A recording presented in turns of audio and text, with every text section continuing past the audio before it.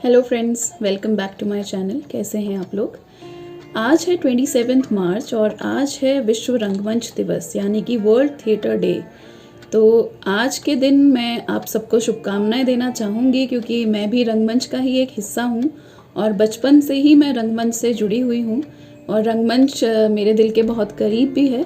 तो आप लोगों को मेरी बहुत सारी शुभकामनाएं, जितने भी कला प्रेमी हैं, जितने भी रंगमंच प्रेमी हैं और जिनको रंगमंच से लगाव है, उन सबको मेरी बहुत बहुत शुभकामनाएं। और मैं बस ये कहना चाहूँगी कि आप लोग रंगमंच से जुड़े रहिए, रंगमंच में अपना प्यार और विश्वास बनाए रखिए क्योंकि ये एक ऐसा माध्यम है जो व्यक्तित्व का निर्माण करता है।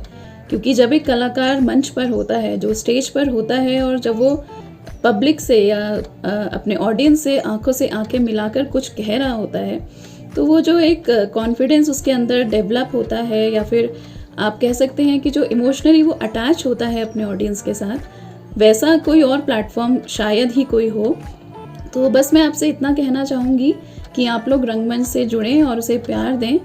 और जहाँ तक नैनीताल की बात है, तो नैनीताल में रंगमंच का इतिहास बहुत पुराना रहा है। रंगमंच प्रेमी इस शहर में आपको हर जगह पे मिल जाएंगे और कई ऐसे लोग हुए हैं नैनीताल में जो रंगमंच से निकलकर अपनी जिन्होंने पहचान बनाई है, जो यहाँ से बाहर निकले हैं NSD तक, FTII तक और बॉलीवुड तक, और उन्होंने अपनी काफ़ी एक अच्छी पहचान बनाई है। तो यहाँ पे एक बहुत पुरानी संस्था है जो रंगमंच पे काम करती आई है, युगमंच नाम की। तो आज हम जानेंगे कि युगमंच का क्या इतिहास रहा है, युगमंच का नाम कैसे मिला और युगमंच की शुरुआत कहाँ से और किन लोगों से हुई है। तो इस विषय में हम युगमंच के जो अध्यक्ष हैं श्री ज़हूर आलम जी, उनसे भी मिलेंगे और बाकी रंगमंच के अपने साथी कलाकारों से भी मैं आपको मिलवाऊंगी। तब तक के लिए आप मेरे साथ बने रहिए। हमारे ज़हूर आलम जी, और इनसे जानते हैं कि युगमंच का क्या इतिहास रहा है और युगमंच की स्थापना कब हुई थी। असल में युगमंच के इतिहास से पहले मैं दो शब्द जो है उसके बारे में कहना चाहूँगा कि कुमाऊँ जो है हमारा, उसमें नाटक की बहुत पुरानी परंपरा है और चंद्रवंश के समय से जो है वहाँ यहाँ नाटक की जो है प्रमाण लिखित रूप में मिलते हैं। क्योंकि चंद्रवंश के राजा जो थे, राजा रुद्रदेव चंद, उन्होंने संस्कृत में नाटक लिखे। अब नाटक जब लिखे गए तो इसका मतलब नाटक हुए भी होंगे, लेकिन होने का प्रमाण तो नहीं मिलता है, लेकिन ये प्रमाण है और उनकी स्क्रिप्ट भी मिलती है उन नाटकों की। बहरहाल अब हम आते हैं नैनीताल।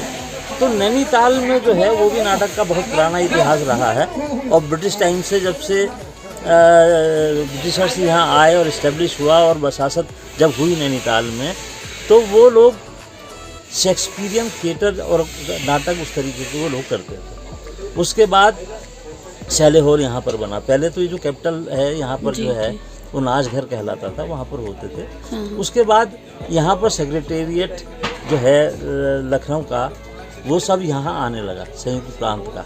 तो यहाँ बहुत सारे जो है वो लोग, जो क्लर्क वगैरह और जो स्टाफ हुआ करता था, उसमें बंगाली बाबू बहुत होते थे। तो वो सारे के सारे आने लगे, तो उन्होंने बंगाली नाटक यहाँ पर आकर के करने शुरू किए। उसके बाद उन्हीं की देखा देखी यहाँ पर नाटक शुरू हुआ। उससे पहले क्या हुआ है कि रामलीला जो है हमारा, जो हमारा लोक नाटक भी कह सकते हो उसको, और जो आधार है नाटकों का, तो वो यहाँ और नैनीताल में 1880 में शुरू हो गया। और उसमें जो है वो रामलीला के साथ साथ जो उसके प्रसंग वाले नाटक होते हैं वो भी हुआ करते थे, या एक आध और नाटक जो है वो हो जाया करता था। बहरहाल फिर इस तरीके से वो बढ़ता रहा। फिर यहाँ पर क्या हुआ कि वो शरदोत्सव वगैरह शुरू हो गए, तो तमाम ग्रुप खुले यहाँ पर और उन्होंने जो है नाटक करना शुरू किया। बाहर की टीमें भी उसमें आने लगी, वो देखा देखी ये सब होता रहा, चलता रहा। जो शारदा संघ बना और उसने भी नाटक शुरू किए, वो कंपटीशन करवाया। उसके बाद कई और लोक कलाकार संघ, जिसमें सखा जी वगैरह थे, और तमाम लोग, उन्होंने भी नाटक करने शुरू किए। बाहर की टीमें और यहाँ की टीमें भी जो है वो करती थी नाटक। उसके बाद क्या हुआ कि इस तरीके से वो चलता रहा सिलसिला। तो BM शाह जी का नाम मैं यहाँ पर लेना चाहूँगा कि BM शाह जी एक ऐसे व्यक्तित्व हुए हैं यहाँ पर जो कि हॉकी के बहुत बढ़िया खिलाड़ी थे, वो रामलीला भी करते थे और नाटक भी करते थे और लिखते भी थे। तो ये हुआ उसमें कि वो जब ये इस्टेब्लिश हुआ दिल्ली में राष्ट्रीय नाट्य विद्यालय यानी NSD, तो पहले साल ही यहाँ से जो है वो गए और वहाँ उनकी एंट्री हो गई और वो उसके जो है कुमाऊं से पहले ग्रेजुएट हैं, NSD से। अच्छा। BM शाह जी। और फिर उन्होंने वहाँ नाटक भी किए, नौकरी भी की, क्योंकि ज्योग्राफी से वो MA और B.Ed थे। तो उसके बाद दिल्ली में नाटक भी करते रहे, यहाँ भी आए, हमारे साथ भी उन्होंने वर्कशॉप वगैरह की, और इस तरीके से काम करते करते और उसके बाद ये भी गौरव हम लोगों का हासिल है कि BM शाह जो है और राष्ट्रीय नाट्य विद्यालय के जो है निदेशक भी जो है, उन्होंने 3 साल तक उस पद को भी सुशोभित किया। बहरहाल जब युगमंच बनने की बात जब आती है, तो जब ये यूनिवर्सिटी बन गई थी 1973 में और युगमंच बना 1976 में, क्या हुआ कि उससे पहले अल्मोड़ा में 1975 में एक मीटिंग हुई थी, और जिसमें तमाम दिग्गज और जितने संस्कृति कर्मी और साहित्य कर्मी वहाँ पर मौजूद थे। ये मोहन उप्रेती से लेकर तारादास सती से लेकर के शेखर पाठक गिरदार और डॉक्टर D.D. पंत जो वाइस चांसलर थे, पहले साइंटिस्ट, वो वहाँ पर उस मीटिंग में उनको भी बुलाया गया था और वो भी गए थे। और उसमें फिर ये तय हुआ कि यहाँ का जितना भी लोक है और गीत संगीत है और नाटक है और जो ग्रंथ हैं, जो हमारी लोक गाथाएँ हैं, उसको कैसे अक्षुण्ण रखा जा सकता है, कैसे आगे बढ़ाया जा सकता है, और जितने भी उसके आर्टिस्ट हैं जो कि तमाम रिमोट इलाके में हैं, उनके लिए क्या कुछ किया जा सकता है, इन कलाओं के लिए और कलाकारों के लिए। तो उसी के बाद जो है 1976 में यहाँ पर शेखर पाठक और चंद्रेश शास्त्री, वो दोनों लोग उसी सिलसिले में डॉक्टर D.D. पंत से मिले और उनसे कहा कि, तो वो उनसे डॉक्टर D.D. पंत से 1976 में मिले और बात की कि सर वो जो पिछले साल वहाँ पर एक मीटिंग हुई थी और जिसमें ये भी बात हुई थी कि कुमाऊं विश्वविद्यालय इस काम में जो है कला के सांस्कृतिक और कला के क्षेत्र में क्या मतलब मदद कर सकता है, तो यहाँ भी मीटिंग करने की बात थी, तो उस पर हम आपसे बात करने के लिए आए हैं। तो डॉक्टर D.D. पंत ने कहा कि यार तुम बहुत मौके से आए हो मेरे पास। एक बात और बता दूं कि डॉक्टर D.D. पंत ने तो ये बात कही, लेकिन उससे उस समय जो है डॉक्टर शेखर पाठक और डॉक्टर चंद्रेश शास्त्री, इन लोगों का यहाँ कुमाऊं विश्वविद्यालय में अपॉइंटमेंट एज ए लेक्चरर हो चुका, ये वहीं थे कुमाऊं विश्वविद्यालय में। बहरहाल वो D.D. पंत जी से बात हुई तो D.D. पंत जी ने कहा कि यार ये तो बहुत ही सही समय पर तुम लोग आए हो, और मुझे याद दिलाने के लिए वो जो 1976 है, ये जो DSB कॉलेज है, कंस्टिट्यूएंट कॉलेज कुमाऊं यूनिवर्सिटी का, इसका रजत जयंती वर्ष है। अच्छा। तो उन्होंने कहा एक काम करते हैं कि सबसे पहले एक नाटक करते हैं, एक बड़ा नाटक। उन्होंने कई नाटक मतलब सजेस्ट भी किए, और जिसमें अंधा युग भी था एक, और क्योंकि वो पढ़ते बहुत ज़्यादा थे, लिटरेचर भी बहुत पढ़ते थे साइंस के साथ साथ वो। तो उसके बाद शेखर पाठक और चंद्रेश शास्त्री ने यहाँ आकर के सौगन रावण डिवीजन में गिरदा जब काम करते थे, और तमाम लोग उनसे फिर बातचीत की कि वो D.D. पंत जी का ये प्रस्ताव है कि यूनिवर्सिटी के लिए जो है एक नाटक किया जाए और एक संस्था की स्थापना की जाए। तो वो नाटक फिर अल्टीमेटली कई और नाटक भी देखे, वो भी हुआ। तो उसके बाद D.D. पंत जी ने जो सजेस्ट किया था नाटक अंधा युग, वही फाइनली सिलेक्ट हुआ, और CRC इंटर कॉलेज में जो है उसकी जो है वो रिहर्सल शुरू हुई, और उसमें तमाम सौगन रावण डिवीजन पूरा का पूरा और शहर के जितने भी कलाकार थे, नाटक के रंगकर्मी जितने भी थे, उन सबको जोड़ा गया। हम लोग बहुत छोटे छोटे थे और CRC से पढ़ करके तभी निकले थे इंटर करके। तो हमारे गुरुजी KP शाह जी थे, वो भी उसमें शामिल थे उस टीम में, जो कि वो अंधा युग की तैयारी करवा रही थी या अभी रीडिंग चल रही थी। तो वो हम लोगों को भी, जब हम CRC में हमको बहुत अच्छा मानते थे और हम लोग यहीं से नाटक करना शुरू कर दिया था, तो वो हम लोगों को भी जो है वहाँ पर उस मीटिंग में जो थी रीडिंग में, मतलब कहना चाहिए, वो ले गए अंधा युग की, और CRC में ही वो चल रही थी, CRC इंटर कॉलेज जो कि हमारा विद्यालय रहा है। तो वहाँ पर हम लोग गए, तो वहाँ एक से एक दिग्गज, हमारी तो मतलब हवा ख़राब हो गई एक तरीके से उन लोगों को देख करके, जिनको हमने यहाँ बड़े बड़े प्रोग्राम करते हुए, क्या नाम, ये फ्लैट्स में देखा, सौगन रावण डिवीजन के बड़े ह्यूज प्रोग्राम, नाटक भी और तमाम लोग के भी, तमाम लोग नृत्य और लोग गाथाएँ करते हुए। तो हम बहुत छोटे छोटे थे। बहरहाल जब कास्ट सिलेक्शन हुआ तो मुझे और तमाम मेरे साथी जितने थे, हरीश पंत, धीरज पंत, सुरेश पंत और ललित तिवारी, इन सब लोगों को भी जो है उसमें रोल मिला, ठीक है। और मुझे और धीरज पंत को जो है वो प्रहरी का रोल मिला, उसमें बहुत मज़ेदार रोल है और मुख्य रोल है। शुरुआत अंधा युग की वहीं से हुई। बहरहाल वो रोल मिला, और उसके बाद वो नाटक जब करने की बात हुई तो वो नाटक पहले तैयार हो रहा था ओपन एयर के लिए, अच्छा। ओपन एयर का मतलब डीएसपी कॉलेज के जो पटांगण है पूरा का पूरा वहाँ पर करने के कई लोकाल बना करके, लेकिन वो जो है वो क्योंकि मौसम ख़राब हो, नैनीताल का मौसम और जून और मई में बहुत ज़्यादा बारिश हो रही थी, तो इसलिए फिर उसको फाइनली ये हुआ कि उसको शैले हॉल में ही किया जाएगा। और फिर शैले हॉल में हुआ, तो शैले हॉल में 22 और 23 जो उसकी जून की तारीखें थी वो तय की गई कि इनमें जो है वो नाटक होगा। बहरहाल फिर वहाँ पर शैले हॉल लेकर के और वहाँ पर रिहर्सल शुरू हो गई। अब मसला ये आया कि ये नाटक यूनिवर्सिटी करवा रही, लेकिन कौन संस्था इस नाटक को जो है कर रही है अंधा युग को, मतलब कौन किस संस्था के द्वारा किया जा रहा है। तो वो फिर ये हुआ कि संस्था जो होनी चाहिए और उसका एक नाम होना चाहिए। तो तमाम तरह के सजेशन आए, तमाम नाम आए, और बहुत सारे नाम आने के बाद फिर ये हुआ कि अंधा युग से युग लिया गया। अच्छा अच्छा। और उसमें मंच जोड़ा गया। तो वो इस तरीके से पहले नाटक से ही कुछ ले करके और वो बना युग मंच। और ये जो सजेशन था ललित तिवारी ने दिया। अच्छा। ललित तिवारी का दिया हुआ नाम है युग मंच। तो 1976 में इस तरीके से युग मंच की स्थापना हुई और उसी साल अंधा युग हुआ। मतलब बहुत ही सक्सेसफुल रहा वो नाटक, खूब बढ़िया हुआ। और उसके बाद फिर यहाँ रामनगर में ड्रामा कंपटीशन शुरू हुआ था उसी साल, तो हम लोग अंधेर नगरी ले गए वहाँ पर। और उसके बाद तो ये सिलसिला जो है वो लगातार चलता ही रहा है। और उसके बाद 18 लोग NSD गए और 7-8 लोग पूना फिल्म इंस्टीट्यूट गए, BNA गए, चंडीगढ़ गए, मंडी गए, बहुत सारे लोग जो है यहाँ से, और आज बहुत बढ़िया काम कर रहे हैं। और ये सिलसिला जो है, ये नाटक जो है वो जारी चलता रहेगा। बिल्कुल। तो थिएटर डे के उपलक्ष्य में आप क्या कहना चाहेंगे ज़बूदा? ये सौभाग्य हम लोगों का कि आज इस दिन को हम लोग देख रहे हैं लगातार। हालांकि 2 साल से जो है वो कोरोना की वजह से बहुत ज़्यादा काम नैनीताल क्या पूरे दुनिया में ही नहीं हो सका। बहुत सारे जो वो थे स्थगित करना पड़ा चीज़ों को, नाटकों को और तमाम तरह की सांस्कृतिक गतिविधियों को। लेकिन फिर भी पिछले दिसंबर में हम लोगों ने एक नया नाटक उठाया, राजूला मालूशाही, और वो किया। तो मैं ये कह रहा हूँ कि कोई भी स्थितियाँ हों तो ये तो घर फूक तमाशा देखने वाली बात है। तो इसमें लेकिन नाटक एक ऐसी विधा और ऐसी विद्या है जो कि इंसान को इंसान बनाने की तरफ काम करती है, उसको दुनिया बेहतर बनाने की तरफ सोच उसकी पैदा करती है, और सुसंस्कृत बनाने में सबसे ज़्यादा काम जो है वो नाटक करता है। क्योंकि नाटक एक ऐसी विधा है कि जो कि आँख में आँख डालकर, दर्शक की आँख में आँख डाल करके जीवंत विद्या है। उससे बात की जाती है, उससे उसकी बातें की जाती हैं, और वो करता है अभिनेता। तो इस तरीके से मेरा ये कहना है कि नाटक बहुत इम्पोर्टेंट चीज़ है, कला का सबसे वो है। जैसे कि भरत मुनि ने कहा भी है, जो भरत मुनि ने नाट्यशास्त्र लिखा उसका जो पहला वाक्य या पहला श्लोक है वो है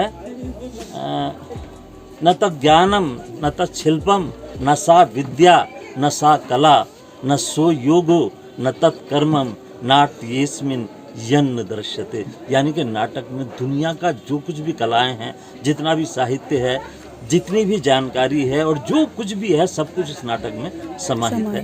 धन्यवाद। Thank you.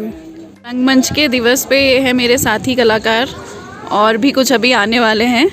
तो ये हैं रोहित वर्मा जी, ये है मदन मेहरा जी उधर फ़ोन में लगे हैं DK शर्मा सर, अनवर दा, और ये है नवीन दा, और ये है हमारे सीनियर आर्टिस्ट मंजूर दा।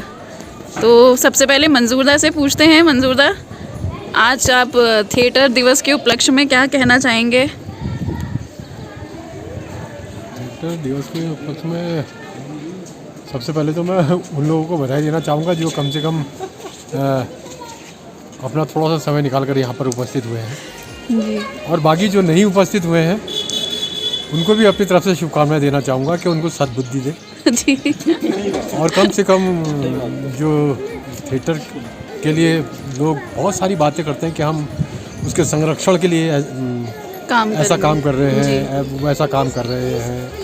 ठीक है, बात भी करो, लेकिन एक जब दिवस के रूप में कोई रंगकर्मी यहाँ पर ये कॉल करता है तो कम से कम यहाँ पर उपस्थित होकर के हौसला बढ़ाएं सबका, हौसले को जो है जी बरकरार रखने के लिए जो नई पीढ़ी है उसको तो कम से कम प्रोत्साहन करना हमारा फर्ज बनता है। जी जी। इसी उपलक्ष्य में मैं यहाँ पर स्वास्थ्य ठीक न होते हुए भी मैं उपलब्ध हुआ, जी सर। क्योंकि हम जब आपस में मिलेंगे तो कुछ बात करेंगे तो कुछ ना कुछ निकल के आएगा जी। और नई पीढ़ी को तो कम से कम जितने भी हमारे पुराने लोग हैं कुछ लोग कर रहे हैं, प्रोत्साहन भी कर रहे हैं, लेकिन प्रोत्साहन करने की ज़रूरत है। और सबसे पहले हमारे पास संसाधन नहीं है उनके लिए भी एक लड़ाई लड़ना बहुत ज़रूरी है। रंगशाला है जी जी। हमारे और बहुत सारे हमारे शरदोत्सव होता था वो नहीं हो पा रहा है। बहुत सारी चीज़ें जो है हमारे शहर में नहीं हो पा रही हैं, जिससे गतिविधियाँ रुकी पड़ी हैं। जब गतिविधियाँ होंगी तो कम से कम लोग काम भी करेंगे जी, और उससे कुछ ना कुछ संस्कृति जो हमारी फैलेगी। जी जी। जो इस तरह की आजकल जो आप देख रहे हैं किस तरह का माहौल यहाँ पर हो रहा है, तो उस ऐसे माहौल में तो रंगमंच की बहुत ज़्यादा आवश्यकता है जी। मेरा सारे रंगकर्मियों से अनुरोध है कि कम से कम ऐसे वक्त में जो वक्त इस समय गुजर रहा है, जो रंगकर्म जिसको एक रास्ता दिखा सकता है, भटके हुए लोगों को भी रास्ता दिखा सकता है, तो रंगकर्म करने की बहुत आवश्यकता है इसमें। तो मैं ज़्यादा क्या कहूँ, यही है कि सबको शुभकामनाएं एक बार और। लेकिन नई पीढ़ी से मेरा अनुरोध है कि ईमानदारी से काम करें और छोटे छोटे नाटक करें। बड़ी कास्ट इकट्ठा नहीं हो पाती तो दो लोगों को नाटक लेकर के जैसे कि कहानियाँ मंचन करें जी जी, तो जिनसे समाज में अच्छा मैसेज भी जाए। रंगमंच पे होता क्या है, जब हम नाटक करते हैं तो क्या करते हैं, हम समाज की समस्याएं तो पहुँचाते हैं लोगों तक ना। समाज की जो समस्या होती है वही उनको बताते हैं, देते हैं। तो एक आईना है रंगमंच जो है समाज का, तो उसको बरकरार रखना हमारा फर्ज बनता है। बाकी हमारे सीनियर खड़े हैं और जी जी। चलिए आगे बढ़ते हैं। DK शर्मा सर, आप अपने कुछ विचार रखें। पहले तो सभी रंगकर्मियों को आज थिएटर डे की बहुत बहुत बधाइयाँ। Thank you sir. और जैसा कि विचार के संबंध में बड़ा अच्छा लगा, ये रोहित ने और अदिति ने तुमने ये जो आज ये विचार बनाया कि एक साथ इकट्ठा होंगे, तो बहुत अच्छी बात है। हर साल इसी तरह से करें तो बहुत अच्छा होगा जी।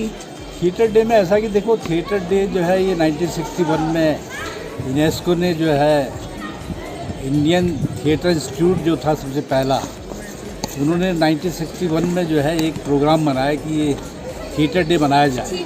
और तो थिएटर डे जो है 1961 के बाद हर वर्ष मनाया जाता है जी, सारे दुनिया में मनाया जाता है। तो उन्होंने इस दिन को इसीलिए रखा कि ये थिएटर डे के लिए है। और इसमें ऐसा होता है कि हर साल जो है किसी भी कंट्री से एक जो रंगकर्मी होंगे बहुत बड़े, तो उनको जो इनवाइट किया जाता है वो अपने विचार इसमें रखते हैं और उसके बाद उनका जो संदेश है वो पूरे दुनिया को भेजा जाता है। आज मुझे याद नहीं है, पता नहीं किस रंगकर्मी को दिया गया है। हिंदुस्तान से बहरहाल 2 रंगकर्मी ऐसे रहे, एक तो थे गिरीश कर्नाड और एक थे राम गोपाल बजाज। 2 लोगों को जो है उनको भी मौका मिला 2 साल कि वो अपना संदेश जो है पूरी दुनिया को कहें। तो इस पूरी दुनिया को बनाने का मतलब ये है कि सारी दुनिया की जो संस्कृति हैं और आपस के जो विचार हैं एक दूसरे से लोग शेयर करें। और रंगकर्म तो ऐसा है कि देखो, रंगमंच से तो बढ़ के कोई चीज़ नहीं है। रंगमंच एक ऐसी विधा है, चाहे आप फिल्म कर लो, चाहे टीवी कर लो, चाहे शॉर्ट फिल्म कर लो, एक रंगकर्म ऐसी चीज़ होती है कि जिसमें रियल आर्ट का पता लगता है। जो रियल आर्टिस्ट होगा वो रंगकर्म में ही जब थिएटर करेगा तो थिएटर में ही उसको आजमाइश होती है उसकी। और इस रंग में ऐसा है कि सारी चीज़ें होती हैं। ये जो रंगमंच है सबसे पहले क्या सिखाता है हमें? सबसे पहले हमें सिखाता है बेहतरीन इंसान बनना जी। अगर आप बेहतरीन इंसान नहीं हो तो रंगकर्मी कभी नहीं हो सकते आप जी। रंगकर्म एक ऐसी चीज़ है जिसमें अभिनय है, जिसमें म्यूज़िक है, जिसमें डांस है और जिसमें लाइट्स है। मतलब इतने विधाएं हैं रंगकर्म की कि पूरा जो है ये रंगमंच के अंदर ये चीज़ें आती हैं। इसलिए ये संपूर्ण अपने आप में एक वो है और मानवता के लिए बहुत बड़ा संदेश देना चाहिए हमें आज के दिन। और इसमें जो है एक दूसरे के प्रति जो है हमें शेयर करनी चाहिए बातें। आशा है कि हम हर वर्ष जो है इस इस दिन को हम आपस में मिलें और ज़्यादा से ज़्यादा संख्या में मिलें बिल्कुल सर। और एक दूसरे से हम शेयर करें। फिर से आपको बहुत बहुत बधाई। Thank you. चलिए अनवर दा, आप क्या कहना चाहेंगे? नमस्कार। मैं सबसे पहले तो ये कहना चाहूँगा कि सब रंगकर्मियों को विश्व रंगकर्मी दिवस की बहुत बहुत बधाइयाँ। Thank you. World theatre day की बहुत बहुत बधाइयाँ। मैं चाहता हूँ कि इसी तरह हम लोग जुड़ें आपस में और नए नए नाटक करें। मैं तो चाहता हूँ स्टोरी करें, अगर आप लोग नहीं मिल पा रहे तो अपनी स्टोरी तैयार करें और उसे तैयार करके प्रेजेंट करें, तो ये अच्छा एक माध्यम है। जी जी। और एक रंगकर्मी का यही माध्यम है कि हम लोग अच्छे से अच्छे आगे बढ़ें। जी नवींदा। सभी को रंगमंच दिवस की बहुत बहुत बधाई और ढेर सारी शुभकामनाएं। थैंक रही यू। बात विचारों की, तो विचार तो हम हमारे सीनियर ने अपने रख दिए हैं। जी वो उन्हीं के विचार सुन के लिए हम लोग आज यहाँ तक पहुँच चुके हैं। जी। इतना कुछ खास तो मैंने किया नहीं है अभी, तो इस लाइव बन जाऊँगा तो अपने विचार लेंगे। तो उन्हीं के विचारों को आगे बढ़ाएंगे। जी। तो अब जानते हैं मदन मेहरा जी से। मदन दा, आप कुछ अपने विचार रखिए। सबसे पहले तो हमारे समस्त जो हमारे रंगकर्मी साथी हैं और जो हमारे दर्शक हैं, रंगमंच के दर्शक हैं, उन सभी को मैं विश्व रंगमंच दिवस की बधाई देना चाहूँगा। जैसे कि हमारे गुरुजी मंजूर हुसैन सर और डीके शर्मा सर यहाँ पर उपस्थित हैं, उन्होंने काफ़ी चीज़ें हमें बताई और साथ में हमारे सीनियर म्यूजिशियन हैं हमारे नवीन बेगाना जी या अनवर भाई हमारे सीनियर थिएटर आर्टिस्ट हैं, तो उनके द्वारा विचार व्यक्त किए गए हैं और बहुत अच्छी बात कही गई है कि जो हमारे सीनियर्स द्वारा हमें दिया जा रहा है या जो हम आगे और ग्रहण करेंगे उसी को हम आगे फ्लो कर पाएँ सही तरीके से।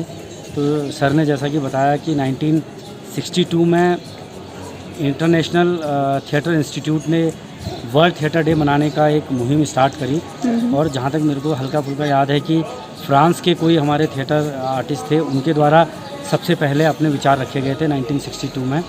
और इसी तरह से अब ये क्रम बढ़ता जा रहा है और हम सबका एक कर्तव्य यही बनता है कि जो थिएटर का मेन उद्देश्य है उस उद्देश्य को लेके हम आगे बढ़ें, उसी को आगे बढ़ाएं, लोगों को बताएं। और मैं तो मानता हूं कि थिएटर का जो मेन उद्देश्य है, अगर हम एक सही इंसान बन पाते हैं, हर वक्त अगर हम उसको लागू कर पाते हैं जो कि थिएटर हमें सिखाता है, चाहे हम किसी ऑफिस में हैं, चाहे हम रोड में घूम रहे हैं या किसी इंस्टीट्यूट में हैं, हम जहाँ भी हैं, हम जो थिएटर में हमें अनुशासन सिखाया जाता है या ये बताया जाता है किस तरह से एक इंसान की ज़िंदगी दूसरे इंसान के साथ जुड़ी रहती है, अगर हम उसको एप्लीकेबल कर पाएँ सभी जगह और दूसरे को भी बता पाएँ, तो मुझे लगता है हम थिएटर को सक्सेस कर सकते हैं। और आज की डेट में जो थिएटर डाउन की ओर को जा रहा है, उसको सक्सेस करने का मुझे ये लगता है कि हम अगर बहुत ही सब्जेक्टिव ना होके बहुत कॉमर्शियल की ओर को जाएं, तो हम नए बच्चों को अट्रैक्ट कर सकते हैं कि थिएटर जो है वो जो सिनेमा है या टीवी है या सीरियल्स हैं, उससे भी एक अच्छा माध्यम है जिसमें आप लाइव वही सब कुछ देख सकते हैं जो एक थिएटर में, एक फिल्म में या एक जैसे सीरियल्स में आप देखते हैं। जी। तो देखें किस तरह से हम आगे थिएटर को ले जा सकते हैं। बिल्कुल बिल्कुल। बातें तो हम बहुत करते हैं, करके कुछ दिखा पाए तो ग्राउंड लेवल पे कितना काम होता है। हाँ, तभी हम इंटरनेशनल थिएटर डे को सक्सेस मान सकते हैं। जी थैंक यू। तो आइए अब बढ़ते हैं रोहित की तरफ। रोहित इस साइड आएंगे आप। तो ये है रोहित वर्मा जी, आप क्या कहना चाहेंगे रोहित? तो पहले तो मैं ये कहना चाहूँगा, जैसे कि विलियम शेक्सपियर ने बोला है कि this world is a huge stage and we all are its playmates. जैसे कि ये पूरी दुनिया एक रंगमंच है और हम सभी उसके पात्र हैं और अपना पात्र जैसे हम असल ज़िंदगी में भी निभा रहे हैं। हाँ। वैसे ये रंगमंच में क्या बेनिफिट्स हैं, जैसे मैं आज बोलना चाहूँगा कि थिएटर करने का क्या फ़ायदा है। देखिए, थिएटर करके आप एक अच्छे इंसान ज़रूर बन सकते हैं। हाँ। लाइक फॉर मी, अगर मैं बात करूं कि जितने मेरे फ्रेंड्स हैं वो क्या करते हैं, आफ्टर स्कूल या after their jobs what they do, वो घूमने निकल जाते हैं। हाँ। तो हम लोग क्या करते हैं, हम आफ्टर डूइंग आवर वर्क हम थिएटर करते हैं। हाँ। दूसरे की ज़िंदगी के बारे में जानने को मिलता है, दूसरे के ज़िंदगी का जो किरदार होता है वो निभाने को मिलता है, वो थिएटर से मिलता है। तो ये सौभाग्य मुझे मिला और मैं ज़्यादा तो डीप में नहीं जाऊँगा क्योंकि सभी मेरे गुरुजनों ने अपनी अपनी बात रख दी है और होना भी चाहिए। जैसा उन्होंने सब कहा, थिएटर होना चाहिए, अच्छे से होना चाहिए और long live theatre. That's it. Thank you. तो हमारे सीनियर कलाकार मुकेश धर्माना जी ज्वाइन कर चुके हैं। तो मुक्कीदा, कैसे हैं आप? काफ़ी दिनों बाद आज मिल रहे हैं। बहुत बढ़िया है। तो मुक्कीदा, आज आप थिएटर डे के उपलक्ष्य में क्या कहना चाहेंगे? सबसे थिएटर डे के उपलक्ष्य में कहना चाहूँगा जी कि खूब थिएटर करो, जी जितना जितना करना उतना करो। हाँ, मैं इतना कहना चाहूँगा, कि थिएटर करो और करते रहो। करते रहो। Thank you. नीरज डालाकोटी जी, इनको आप सभी जानते ही हैं, और वर्ल्ड थिएटर डे के उपलक्ष्य में आज आप क्या कहना चाहेंगे? वर्ल्ड थिएटर डे में तो मैं सभी कलाकारों को जो है इस दिन की बहुत बहुत बधाइयाँ देता हूँ जी, और कामना करता हूँ कि ऐसे ही हम लोग आगे मिलजुल के काम करते रहें हाँ। और रंगमंच को बढ़ावा दें। और रंगमंच के आप सभी को रंगमंच दिवस की बधाई देना चाहेंगे? बहुत बहुत बधाइयाँ हैं सभी को। तो इसी तरह से हम रंगमंच करते रहें बिल्कुल, और सब मिलजुल के आगे बढ़ते रहें। बिल्कुल, थैंक यू। ये हैं मेरे साथी कलाकार, और अब हमारा एक प्लान बना है कि आज हम जलेबी खाएंगे। तो रंगमंच दिवस के अवसर पर अब हम जाते हैं जलेबी खाने, और आपको दिखाऊंगी वहाँ पे। चलिए साथ में बने रहिए। तो ये है आगरा मिष्ठान भंडार, और ये है हमारे शाही जी, और आज हम यहाँ जलेबी का सेवन करेंगे। और क्या हाल है? तो देखिए जलेबियों पे सब टूट पड़े हैं। ये देखिए रोहित, कैसा स्वाद है? यहाँ देखिए, तो अभी अभी अमित शाह जी ने यहाँ ज्वाइन किया है। तो आप भी बधाई देना चाहेंगे रंगमंच दिवस की?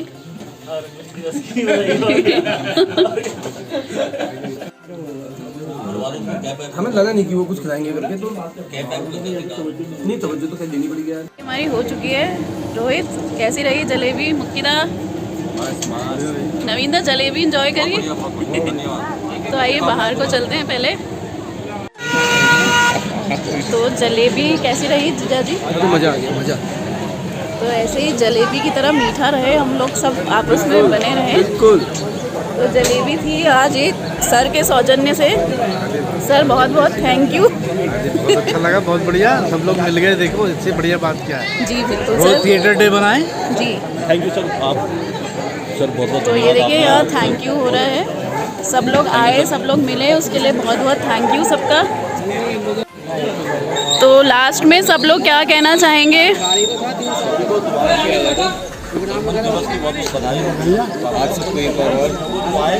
जी, तो जो आए उनको भी बधाई, जो नहीं आए उनको भी बधाई। और ऐसे ही जलेबी की तरह सब आपस में मिठास बनाए रखें। सभी लोग अपनी तासीर में जो है मिठास बना के रखें। जी बिल्कुल। और एक बार फिर से रंगमंच जिंदाबाद। ये नासिरदा आए हैं बहुत लेट।